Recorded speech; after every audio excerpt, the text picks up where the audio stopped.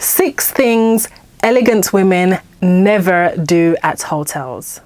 Hotel stays, whether they are undertaken for work purposes or leisure, are a brilliant way to seek a change of environments, relax, unwind, and get some peace of mind. But it is very easy to let our guard down and commit some very distasteful etiquette faux pas. Ensure that you are never caught committing any of these etiquette crimes. My lovely elegance ladies, welcome back to another episode. My name is Vivian, the founder of Woman of Elegance, which is a platform I have created to help women globally become the most elegant, classy and sophisticated ladies that they can be. So without further ado, let's get straight into the video.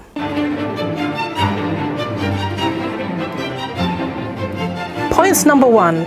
Elegant women never turn up to the hotel with insufficient funds to pay. Well, this is quite embarrassing, isn't it? You may wonder to yourself, well, how is this even possible? Don't you pay online before your booking is confirmed? Well, I would have hoped things were as straightforward as this, but sadly, this isn't always the case. Someone close to me works at a 5-star hotel in London, and some of the things that they tell me that goes on, yes, even in 5-star hotels, is quite shocking to say the least. Things I would never want my elegance ladies to get caught up doing. It is very common to book hotel stays via third-party websites like booking.com or hotels.com, and sometimes it is better to do so than to book directly with the hotel because you can compare rates and occasionally get good special offers. Also, booking via third-party websites gives you the opportunity to cancel free of charge were your circumstances to change. So this means they don't actually take the money from your card, but they just simply place a hold on it. Therefore, it is quite annoying when guests turn up to the hotel, have a pleasant stay, and start arguing with the receptionist, insisting that they've already paid, whilst a queue is suddenly forming behind them.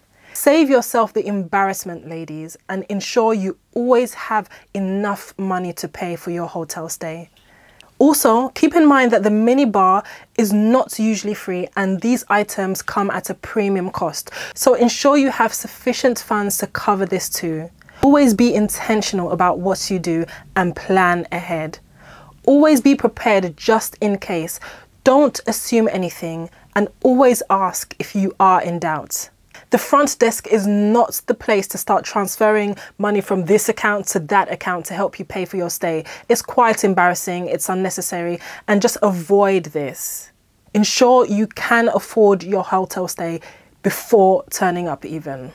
Point number 2, appropriating items belonging to the hotel. Theft, just in case you've forgotten, is a criminal offence. Here is a legal definition of theft for your perusal. A person is guilty of theft if he dishonestly appropriates property belonging to another person with the intention of permanently depriving the other of it. Of course, there are single-use items in the hotel that are there for your use and pleasure, for example, the bedroom slippers and the toiletries. However, there are some things that are actually for sale and need to be bought, so you just can't swipe them. And these may include things such as umbrellas. And then, of course, there are things that belong to the hotel, things which must never be removed from the premises, flower vases, towels, glassware, napkins, etc. Stealing such items is disgraceful behavior and something that is unbecoming of a woman of elegance. If you're unsure whether something is complimentary or not, just ask. Again, never make assumptions. If you are found to have stolen items from a hotel room, don't be surprised if a bill for these items turns up to your house along with a permanent ban from the hotel, and in the worst case scenario, a knock on your door from the police. The hotel don't ask you for proof of address and ID for nothing. Of course, there are things that are free and there to make your stay that little bit more pleasurable, but this does not mean you must take full advantage of these things to the absolute max. Well, this brings me on to my next points. Point number 3, hoarding the freebies. Most hotels give you toiletries to use. This is a nice provision. They don't have to do it, but they do. It makes your stay, again, less stressful in case you forget a thing or two.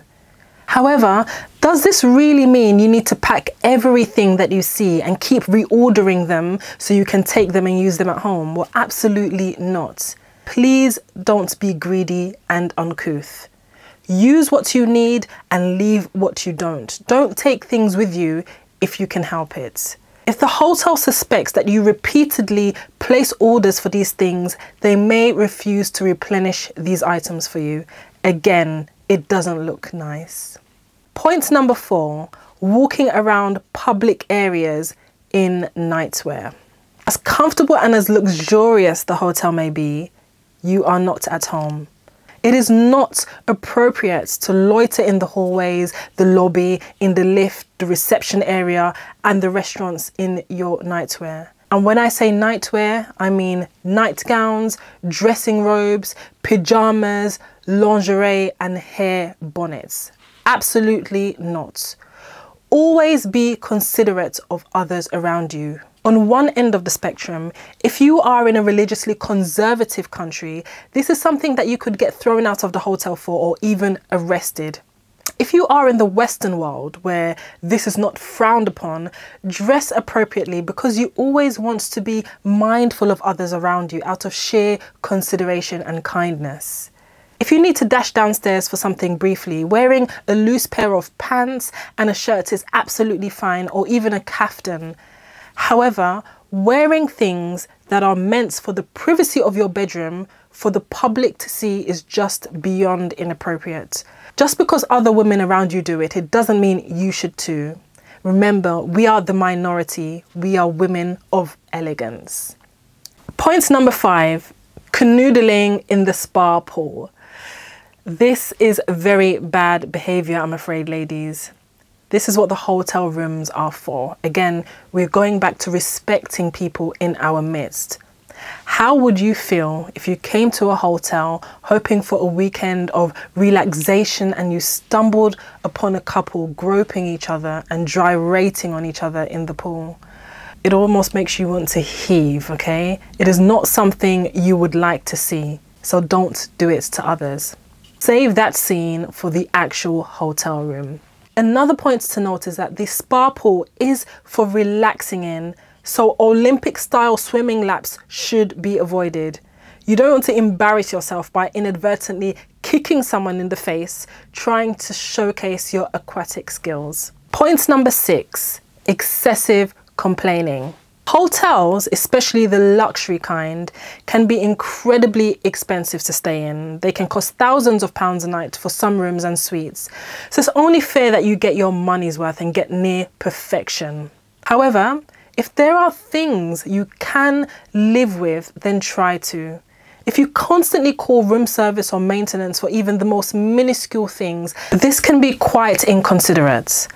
Of course, there are some unacceptable things such as a less than clean shower room or a blanket that clearly hasn't been washed. Then if this is the case, please do make a complaint or ask for a room change. But if it's something like there were only 2 sachets of green tea as opposed to 3, then just kindly ask for more. No need to complain and write a scathing review on TripAdvisor. So there you have it, ladies. 6 simple yet effective ways to ensure that you are always elevated and elegant in public spaces such as hotels. Thank you very much for watching.